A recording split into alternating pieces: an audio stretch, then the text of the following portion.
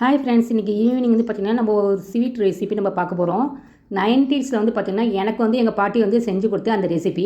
எத்தனை பேர் இதுமாரி சாப்பிட்டுருந்தீங்கன்னா எனக்கு கமெண்ட் வந்து எனக்கு சொல்லுங்கள். இது பேர் வந்து பார்த்திங்கன்னா வெண்ணெய் புட்டு. அவங்க வந்து பச்சரிசியில் பண்ணுவாங்க பாட்டி. நான் வந்து பார்த்திங்கன்னா மாப்பிள சம்பா அரிசி மாவு எடுத்திருக்கேன். ஒரு பிஞ்சு இந்துப்பு மாவு நல்லா நீங்கள் தண்ணியில் கரைச்சி வச்சுக்கோங்க தண்ணியாக. இப்போ வந்து பார்த்திங்கன்னா நான் கடலப்பருப்பு வந்து 1 மணி நேரம் தண்ணியில் நான் ஊற வச்சு எடுத்து வச்சுருக்கேன். கடாயில் வந்து பார்த்திங்கன்னா 3 டம்ளர் நீங்கள் தண்ணியை ஊற்றிக்கிங்க.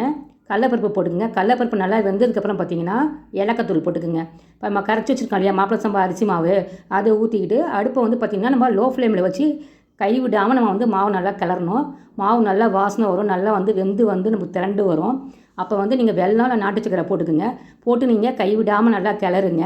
அல்வா பதத்துக்கு வந்தோடனே அடுப்பை ஆஃப் பண்ணிவிடுங்க. தேங்காய் இருக்கு இல்லையா, அது சின்ன சின்ன பீஸாக நீங்கள் கட் பண்ணி போட்டுக்குங்க. உங்களுக்கு எந்த நட்ஸ் வேணுமோ நீங்கள் போட்டுக்குங்க. இப்போ உள்ள பசங்களாம் இந்த ரெசிபி நீங்கள் பார்த்துருக்க மாட்டீங்க, செஞ்சு சாப்பிட்டு பாருங்கள்.